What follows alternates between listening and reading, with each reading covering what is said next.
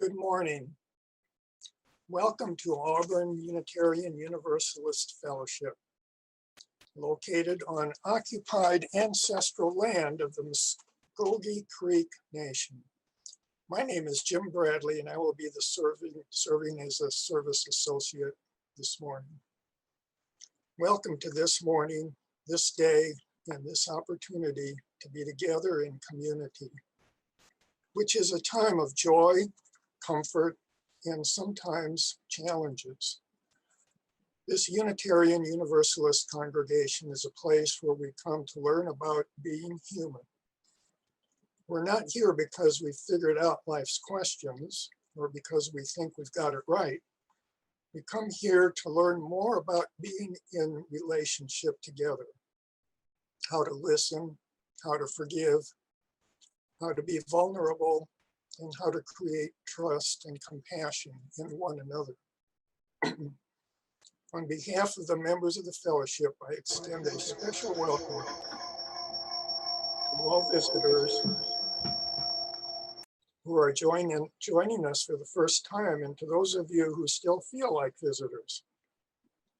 If you have not already done so, please fill out a digital visitor card by visiting auuf.org/visitor so that we may welcome you. You may also contact our minister, Reverend Chris Rothbauer, at minister@auuf.org with any questions or concerns you might have. We especially want to greet our guests who are visiting us from the Unitarian Universalist Church of Evansville, Indiana. Welcome. We are so glad you are here and hope you find our service meaningful this morning.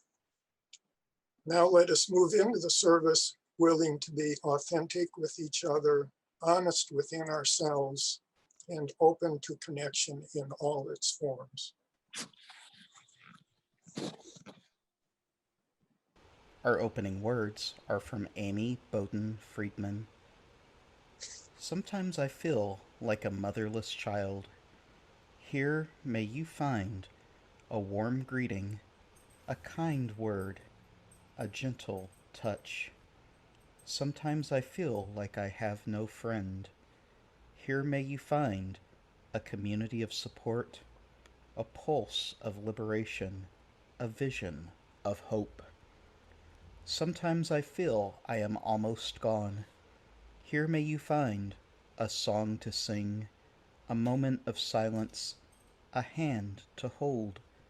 Even when you are a long way from home, may these walls give you shelter. May this community break through your loneliness, and may you feel the embrace of a larger spirit of life and love.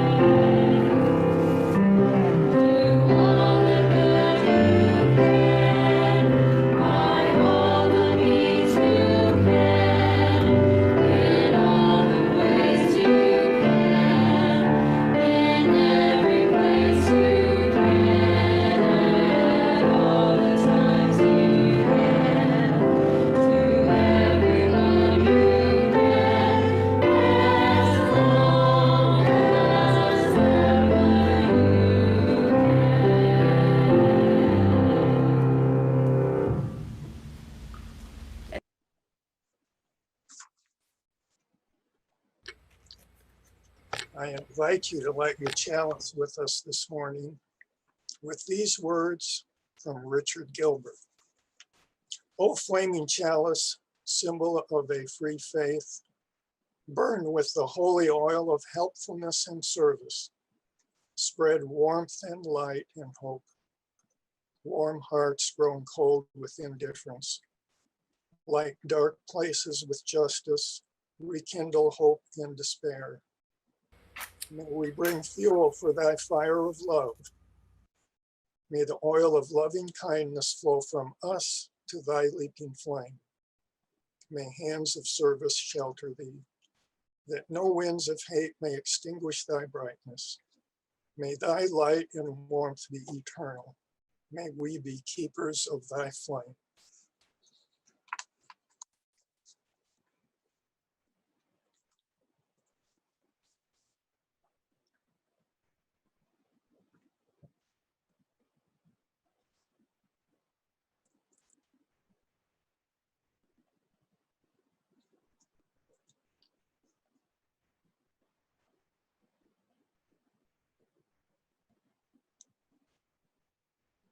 As is our tradition, we also light a candle in solidarity with those families separated at our southern border.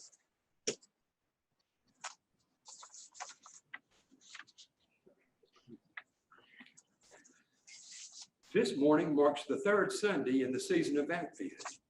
In the Christian tradition, Advent is the beginning of the church year, recognizing the transforming power of God in the world and looking forward toward the birth of Jesus and celebration of spiritual light. Each week until Christmas, we light a new candle on the Advent wreath. When so much asks for our attention, the lighting of one candle after another reminds us that this season must pass in its own time. Birth cannot be rushed. We have the chance to be awakened and fully inhabit the present moment. The light of Advent grows brighter and brighter as we celebrate our coming together as a community. This morning, we light the third candle. We light this candle as a symbol of joy, not just any simple cheer, but the experience of joy that cannot be contained. Advent asks us to proclaim our gladness as a gift to the world, even when sorrow and uncertainty abound. May we share our hearts through our words, our music, and the way we live our lives. Let the fullness of our joy lead to more freedom. I'd like to invite you to join us in our opening hymn, hymn number 168 in the Gray Hymn.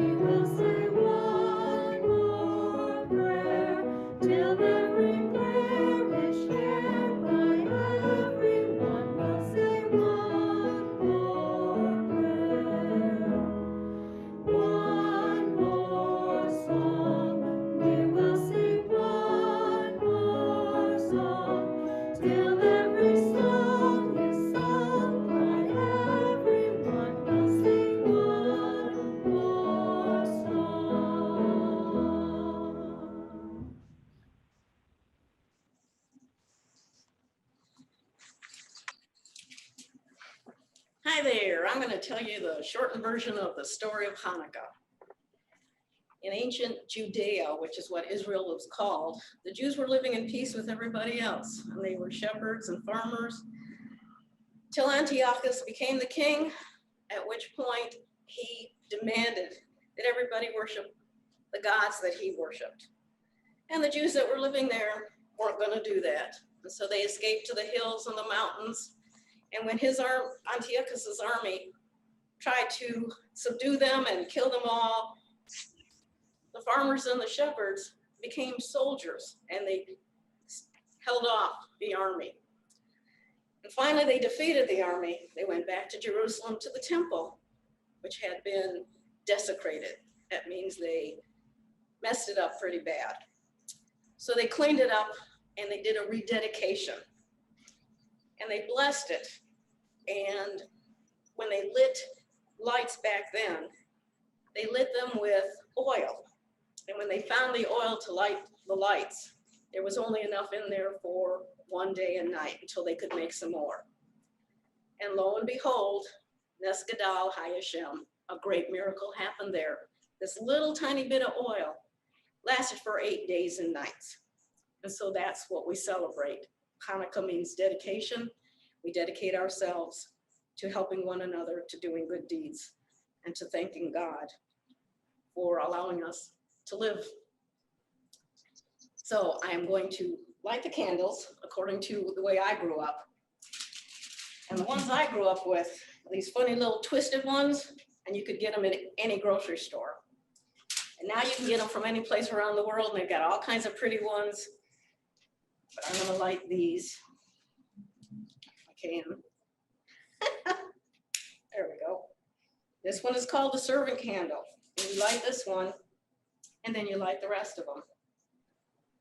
Baruch atah Adonai, Eloheinu melech haolam, asher kiddushanu b'mitzvosav v'tzivanu, lahadlik ner shel Hanukkah, which means, praised be thou, O Lord our God, ruler of the world, who has sanctified us by thy commandments and bidden us kindle the Hanukkah lights. Happy Hanukkah. Yay. Thank you, Martha, for the story of the menorah. One of the ways that we proclaim the warmth and caring of our community is by sharing our joys, concerns, and milestones. We invite those who wish to use the Zoom chat box to type your joy, concern, or milestone during the music for meditation. If you wish for your joy or concern to be acknowledged, but don't want to share it, you may also type that you have an unspoken joy or concern.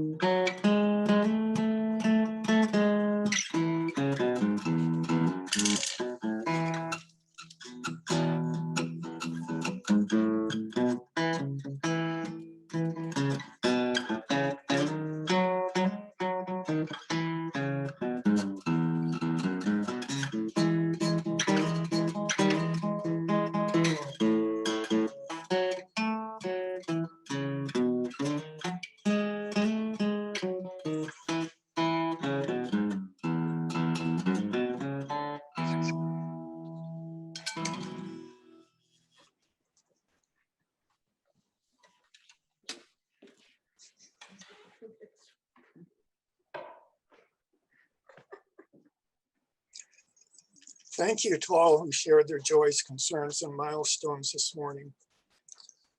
I have two joys from the congregation here at Auburn. One is the tremendous success of our auction. The auction raised almost $8,000. And a special joy this morning is to have the Evansville, Indiana Fellowship here with us. Welcome. We're so glad you're here.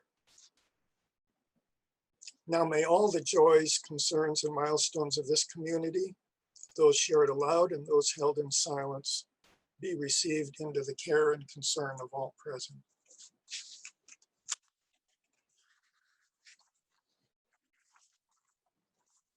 The purpose of Unitarian Universalist communities is to encourage all who gather there to grow more generous in spirit and in action. This is the great end of all the world's faith traditions, to bring the human being closer to the divine by acts of creation and compassion. As is our custom on the second Sunday of each month, we now take an offering that allows us to exercise that all-important generosity of spirit, an offering that will support an organization in the community whose values align with our own. That is, by doing amazing work in the Auburn, Opelika area. For the month of December, 100% of unpledged donations in our offering basket will go to support Alabama Rural Ministries. Rural Ministry. Alabama Rural Ministry began in 1998 in Sumter County, Alabama, as a pilot project through the University of West Alabama Wesley Foundation and Auburn University. They believe in expressing their faith through efforts to make life better for people in rural Alabama. Alabama Rural Ministry coordinates home repair efforts in children's day camps in rural areas of Alabama. They are interdenominational, but are connected to the United Methodist Church. All denominations are welcome to come and serve.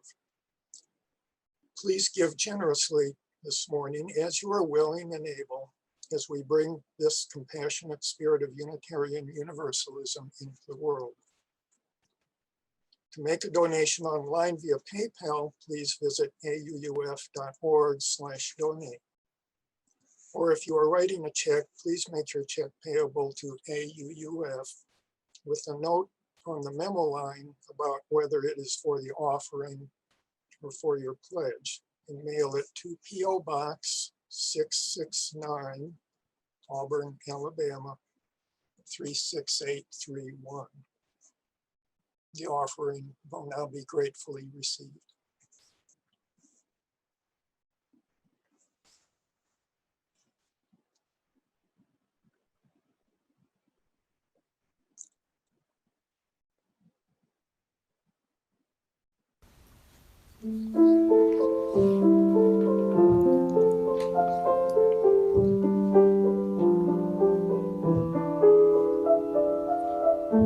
Every night we light a candle to remember days of yore. In the night we will remember those of us who came before. Light, light, light, shine just like the sun, just like the sun. Miracle lights, go for everyone. Light, miracle of lights, burn in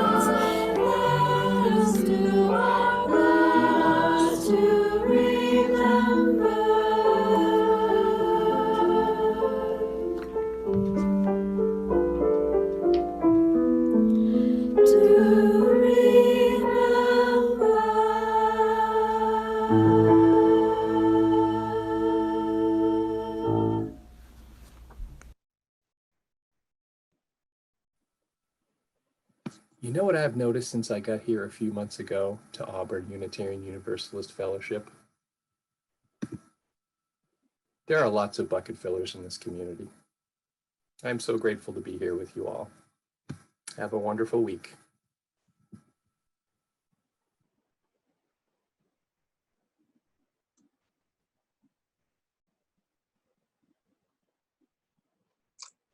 Thank you, Matt, for that wonderful story. You're filling all of our buckets. Our reading this morning is by Naomi Shihab Nye, entitled Kindness. Before you know what kindness really is, you must lose things. Feel the future dissolve in a moment like salt in a weakened broth. What you held in your hand, what you counted and carefully saved, all this must go, so you know how desolate the landscape can be between the regions of kindness. How you ride and ride, thinking the bus will never stop. The passengers eating maize and chicken will stare out of the window forever. Before you learn the tender gravity of kindness, you must travel where the Indian in a white poncho lies dead by the side of the road. You must see how this could be you, how he too was someone who journeyed through the night with plans in the simple breath that kept him alive. Before you know kindness as the deepest thing inside, you must know sorrow as the other deepest thing. You must wake up with sorrow. You must speak to fill it till your voice catches the thread of all sorrows and you see the size of the cloth. When it is only kindness that makes sense anymore, only kindness that ties your shoes and sends you out into the day to gaze at bread, only kindness that raises its head from the crowd of the world to say, "It is I you have been looking for," and then goes with you everywhere like a shadow or a friend.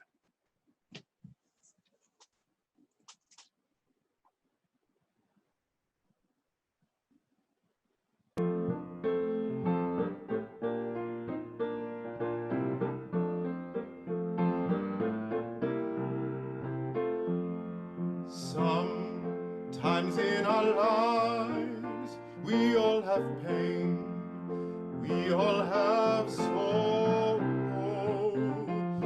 but if we are wise, we know that there's always tomorrow. Lean on me when you're not strong, and I'll be your friend. I'll help you carry on, for it won't be long till I'm gonna need somebody to lean on. And please swallow your pride if I have things you need to borrow, for no one can fill those of your needs that you had let show. Lean on me when you're not strong, and I'll be your friend. I'll help you carry on, for it won't be long till I'm gonna need somebody to lean on. You just call on me, brother, when you need a hand. We all need somebody to lean on. Just might have a problem that you'd understand. We all need somebody to lean on. And if there is a load you have to bear that you can carry, I'm right up the road. I'll share your load if you just call me, lean on me when you're not strong, and I'll be your friend. I'll help you carry on, for it won't be long till I'm gonna need somebody to lean lean on. Just call on me, brother, when you need a hand. We all need somebody to lean on. I just might have a problem that you'd understand. We all need somebody to lean on. Lean on me when you're not strong, and I'll be your friend. I'll help you carry on, for it won't be long till I'm gonna need somebody to lean on.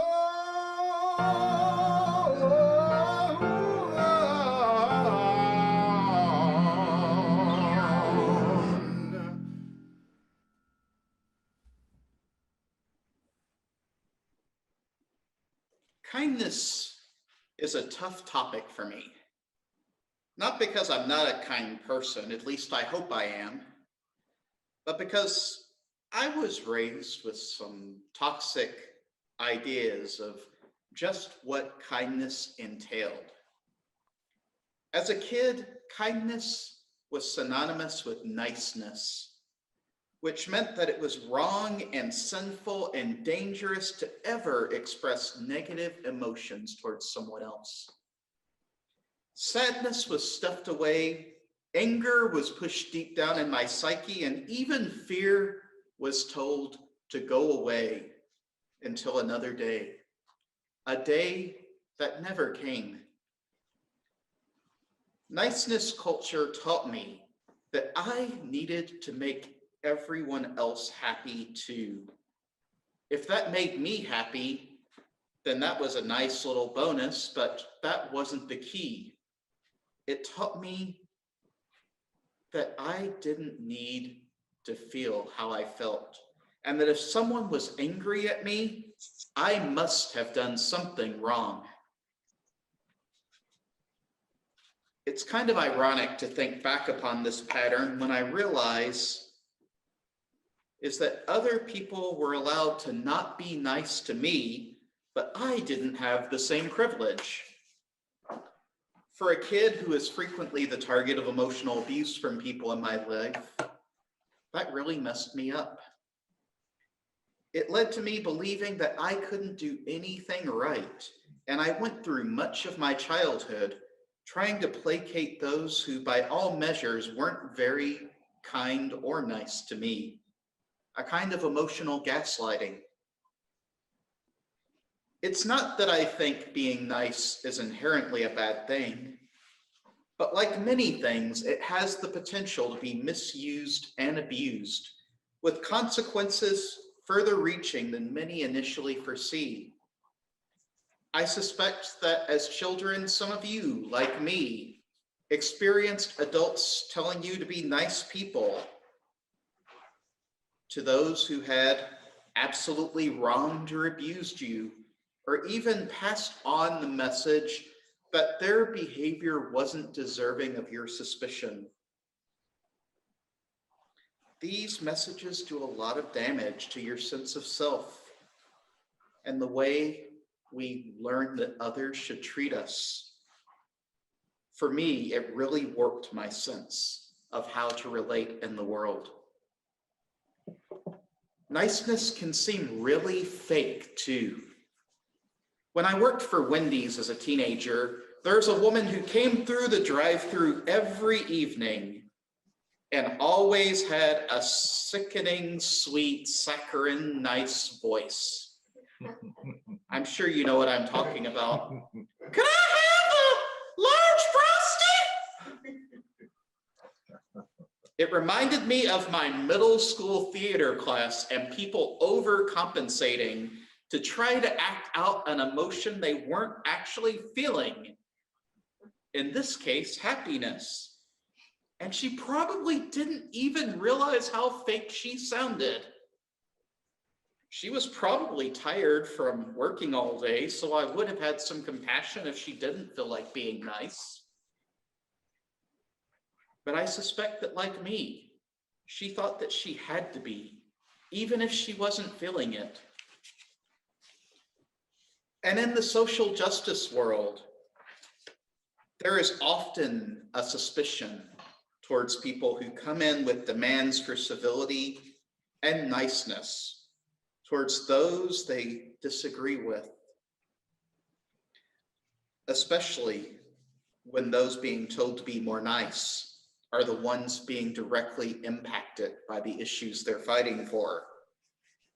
Many activists have had to emphasize how damaging tone policing or criticizing a movement for the tone of its message can be towards organizing, especially when it's coming from allies who are not directly impacted by the issues at hand. Do you realize, I'm sure many of you do, how really hurtful it can be to hear people tell you they would just support your cause if you were a little bit more nice? And it's frustrating, as if being more nice would make the cause more just. So with all of this in mind, when I began thinking about how I was going to approach our Touchstones theme for December, kindness, I wondered how I could talk about it without passing on the negative messages that I've heard over the years. I wondered, how is being nice different from being kind? So I began thinking about incidents of genuine kindness I've experienced in my life for some guidance. What immediately came to my mind is my first stay in Tangier, the northern coastal city of Morocco, when I was there in 2007. You see, while studying abroad in England, I had decided that since I wasn't going home for Christmas, I wanted to do some traveling over winter break. And I thought it would be a good idea to travel to a Muslim country for Christmas Day. So after a week traveling across Spain, I caught a ferry from Algeciras in the south of Spain to Tangier. It was a rough trip. The ferry was so full I could barely find room to sit. And we went all night across the Mediterranean. I had no idea the Mediterranean was that big. I stayed up all night, and on top of that, I didn't understand the instructions to get my passport stamped. So I had to wait for a serious-looking Moroccan customs official in Tangier to come up on the boat and ask me why I didn't go and get my passport stamped. He finally sent me on my way, and I had found a pension, a small inexpensive hotel, that I decided that I would stay at overnight to get some sleep. But none of the taxi drivers seemed to know where it was. All I wanted was some rest, and it didn't seem within my grasp. And as if that wasn't all enough, I have a confession. I wasn't as good of an interfaith activist back then as I am now. So while I'd come to Morocco to escape the Christian holidays, I hadn't bothered to check the Muslim calendar. Yes, I had arrived on the first day of Eid al-Adha, one of the holiest days of the Muslim calendar. I would be lucky to find a room and some food that day. After another hour, I finally found the pension and walked up to the front desk. The owner, a middle-aged Moroccan man, came up and greeted me, and I asked if he had any rooms open. After confirming, I got out my wallet and got out some Moroccan money to prepare to pay, because I just wanted to go and collapse in bed and get some much needed rest before continuing further south the next day. But he just looked at me. "I will not check you in," he told me. I looked at him quizzically. What did he mean? Did I do something wrong already? Did I offend him? Did I get some taboo wrong that I didn't even know about? Sensing I was confused, I think, he looked at me again. I will not check you in, he repeated. Today is a holy day. You must have tea with me before you go to your room. This man who had just met me was essentially inviting me, after a long night of travel, to have tea with me before I go to bed. Despite my weariness, hunger was my number 2 worry right then. So I took him up on his offer. I sat with him and one of his regulars, an Indian man who apparently came to Tangier quite often and was quite confused when I said I was from Indiana. Yeah. Cue the owner asking him, does he look like your country people? We had Moroccan mint tea, my first introduction to the amazing teas of Northern Africa, along with some bread and honey. We laughed. I told them about who I was, why I was there, and they told me about their lives. I learned a lot about the country I just arrived in through these men, and they even promised that if I couldn't find any food because of the holiday, the owner would make sure I got some. You are staying in my pension, you will eat, he told me. It was an amazing experience, and I found he wasn't an anomaly. All while I was in Morocco, I kept encountering really kind people who wanted to give to me, not because they had any expectation, but simply because it was their natural way of being. When I think about that act of kindness, what immediately strikes me is how benevolent and unasked for it was. He didn't demand that I be nice to him before he was nice to me. He didn't demand that I even treat him in any certain way. And I think if I'd really pressed, he would have even let me go to bed. The owner of the pension didn't know me. He had no idea what kind of person I was or if I deserved the kindness. These things didn't matter. What the owner saw was a weary traveler who had a rough night and might need some kindness right then. He created a connection that I still remember to this day and probably will for many years to come. Kelly Shee of the Markula Center for Applied Ethics at Santa Clara University suggests that virtually any act that benefits one person on behalf of another can be seen as either nice or kind or both. The difference, she says, is the approach that we take. Kindness, she suggests, is an ethical act that proceeds from a sense of benevolence from the person engaging in kindness. Using opening a door for someone as an example, she says, if the underlying motivation is to create a favorable impression for the purpose of asking a favor later, then that action can be considered nice due to its pleasing effect, but not kind without some sort of benevolence. Conversely, if the motivation is to spare the other person from the extra effort or inconvenience, then that action can be considered kind, as well as nice if it pleases the other person. The owner of the pension was definitely both nice and kind to me, as I have no doubt his desire to join me in tea came from a benevolent place.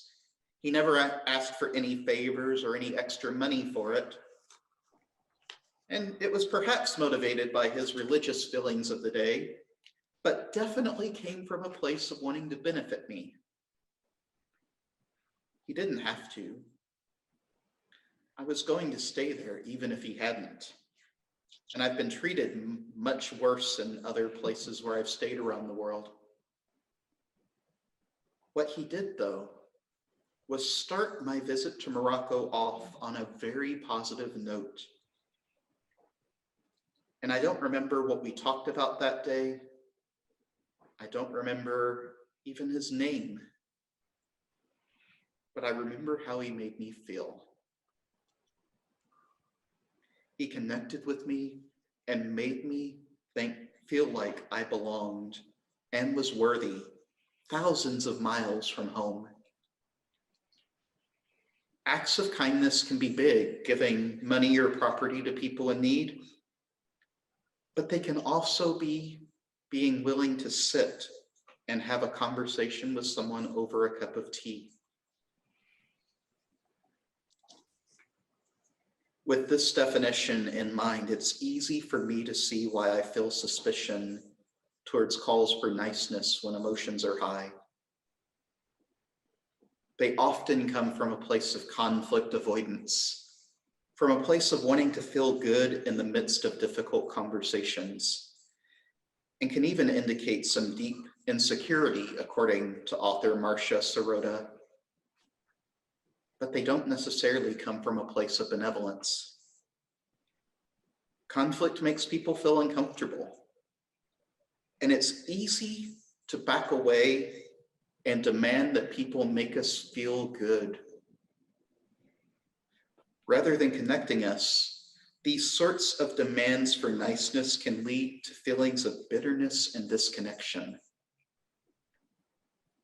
But what if kindness, while often making us feel good, isn't primarily concerned with alleviating negative emotions, but instead with doing the right thing, being generous even when you don't have to be? What if in the case of the social justice conflict where emotions are high, the kind thing to do isn't to demand that people change their language or back down or make you feel good, but the kind thing is to make room for the other person, to not withdraw or demand that they change, but to simply hear what their emotions are telling you, even if you're having trouble agreeing at first. How much more connection would we be able to build in the world if we could take this kind of route in the moment and not demand niceness? Now, this doesn't mean you let other people walk all over you or abuse you. I'm not advocating seeking out folks who have mistreated you in the past. Don't go find them on Facebook and find ways to be nice to them. I also haven't really touched on what to do if an act we consider to be kind actually turns out to be harmful or hurtful for another, which is a dynamic we should be aware of.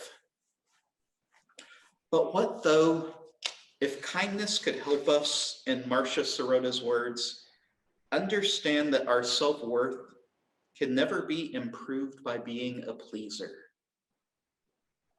Then we can add to our already existing self-worth by doing acts that add to the good in the world. And what if we could ask the other person a simple question? What would be useful to you right now? What if we could create a revolution of love by doing what's right, rather than waiting for others to validate us by being nice? What if we could break the codependence of being nice by not expecting that others are going to act in any way, and we do the right thing anyway?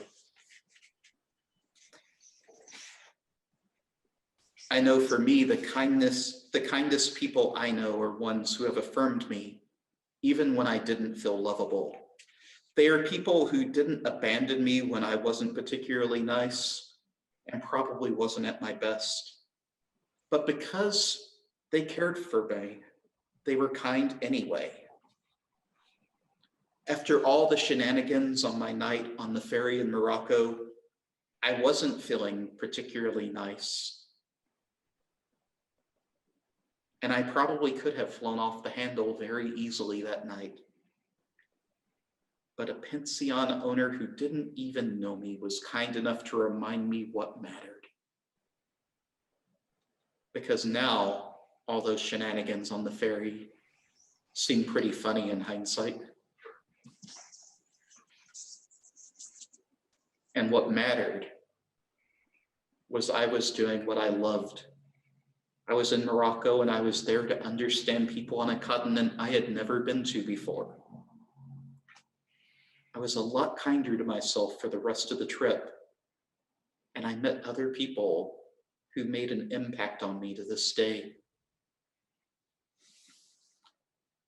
That's the thing.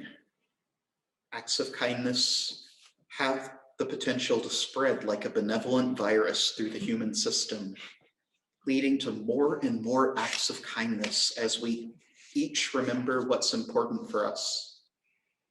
As Albert Schweitzer put it, constant kindness can accomplish much. As the sun makes ice melt, kindness causes misunderstanding, mistrust, and hostility to evaporate. So how can you develop kindness? I suspect the answer is going to be different a little bit for each one of us, but I want to suggest one way that I've found helpful.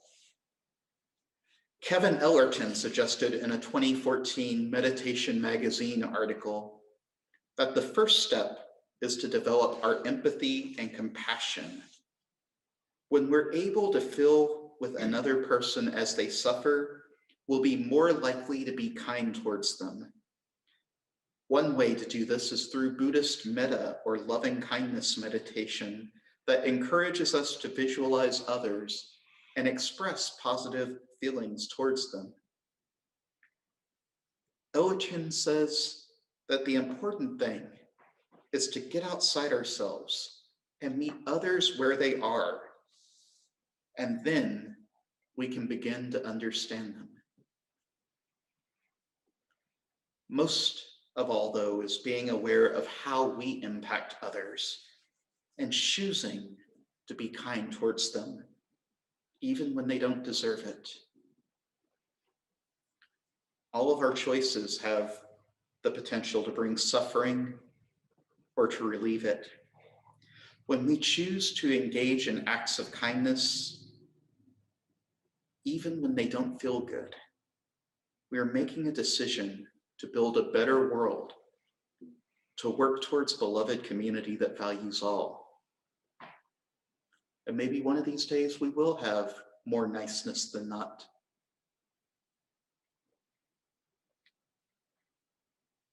With the new year coming up, it's a perfect time to choose to be kind. What if each one of us made a resolution to do at least one kind thing a day?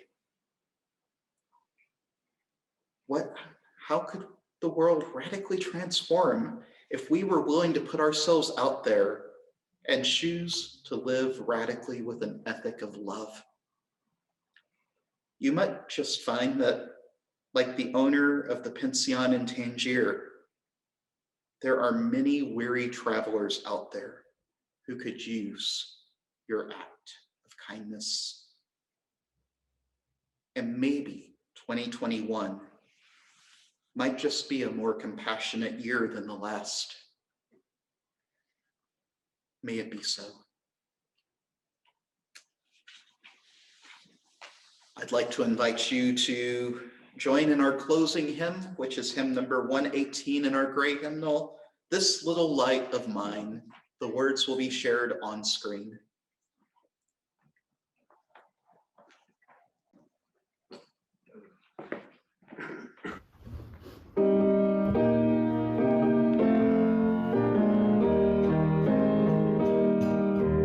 This little light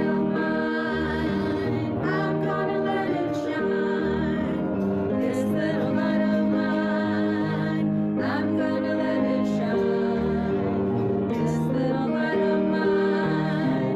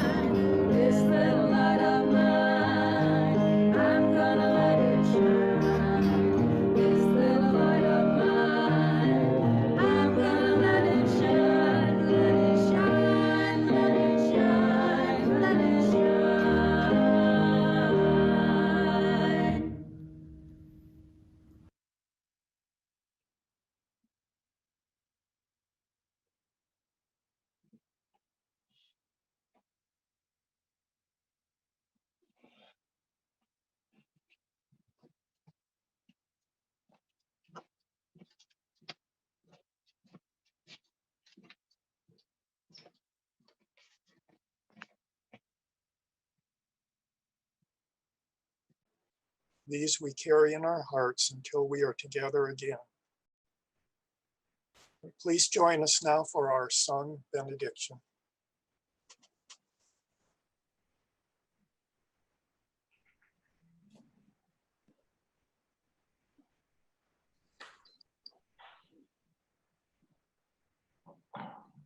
Go forth into the world in peace, in peace. Be of good courage, hold fast that which is good. Go forth into the world in peace, in peace. Love all people, rejoicing in the power of the Spirit. Go in peace.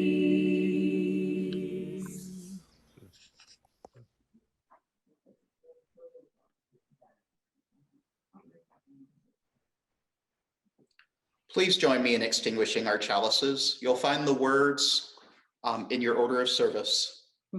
We extinguish this flame, but not the light of truth, the warmth of community, or the fire of commitment. These we carry in our hearts until we are together again.